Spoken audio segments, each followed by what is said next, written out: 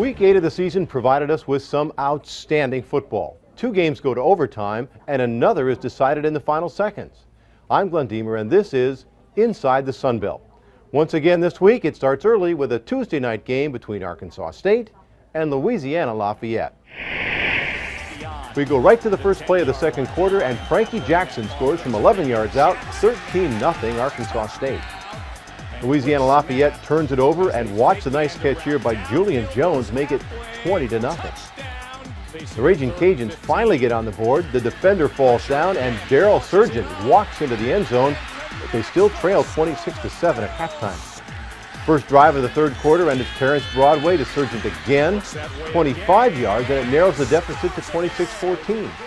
But the Red Wolves score 2 more touchdowns before the quarter ends. This, a 57-yard run by Rocky Hayes. He just gets to the pylon.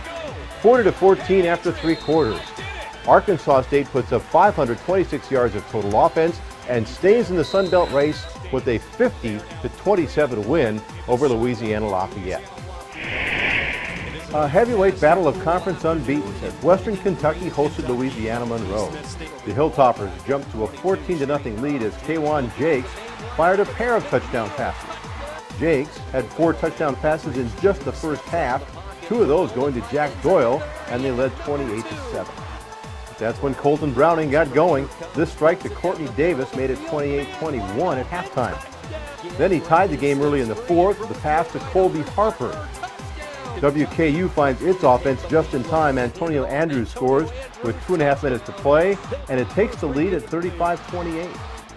But Browning drives the Warhawks 90 yards in 7 plays, and with 31 seconds to go, he finds Rashawn Caesar, and we're going overtime. In OT, watch Jakes. The defensive back has it played perfectly, except Jakes completely fakes him out and scores, and the Toppers are up by 7. But Browning says, hey, I can do that. The quarterback draw, and he scores. And that's when Todd Berry decides to go for 2 and the win. Play of the game right here. Browning spins out of trouble, throws to the end zone. ULM wins. Caesar makes the catch.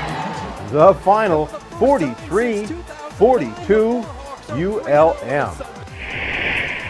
Troy hosting FIU, and Jake Medlock fired a pair of first-half TD passes. This one to Willis Wright, and the Panthers led 24-14 at halftime. The Trojans use the wide receiver screen, and Eric Thomas sprints down the sideline, but still trail 24-21. But FIU comes right back with 2 scores, the second on this pass that was actually ruled a lateral, and Justin Howley takes it 62 yards the other way.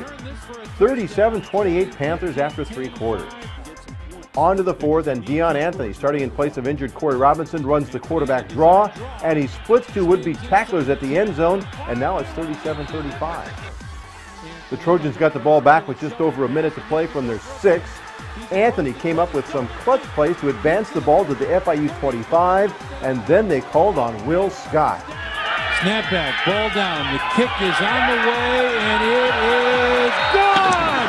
It just did clear the upright. Troy wins 38-37 in a wild finish. Middle Tennessee played at Mississippi State. The Blue Raiders got only 4 plays in the first quarter. Jordan Parker was running hard in the second, but it only led to a field goal, and they trailed 10-3 at halftime. If it could go wrong, it did for Middle Tennessee in the second half.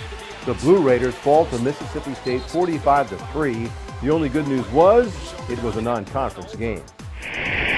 And it was an historic day in Mobile.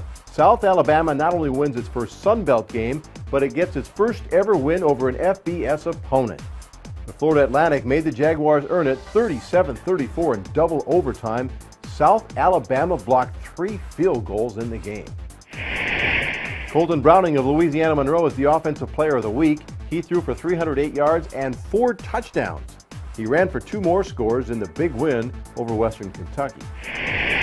Defensive Player of the Week is Zach Orr of North Texas. He had 9 tackles and a key interception in the win last Tuesday over Louisiana Lafayette. And the Special Teams Player of the Week is Pat Moore of South Alabama. He blocked 2 field goals, one in the final seconds of the game and the other in overtime to help the Jaguars beat Florida Atlantic.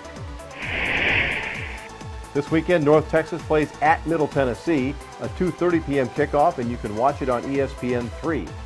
While at 4 o'clock, Florida Atlantic hosts Troy.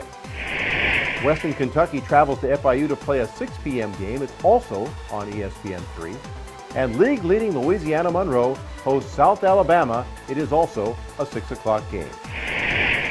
In volleyball, Western Kentucky has moved up to 19th in the country. The Hilltoppers swept a pair of matches this past weekend, Friday over West leader Arkansas State, and then on Saturday over UALR. WKU is 10-0 in conference play and has a comfortable 3-game lead over Troy. And in the West, 4 teams still have a shot at the top spot. Arkansas State and UALR are tied at 6 and 4, but North Texas and Louisiana Lafayette are just a game behind. And coming up this weekend, it's the Sun Belt Cross Country Championships for men and women at Bowling Green, Kentucky. And that's your look inside the Sun Belt. I'm Glen Dehmer.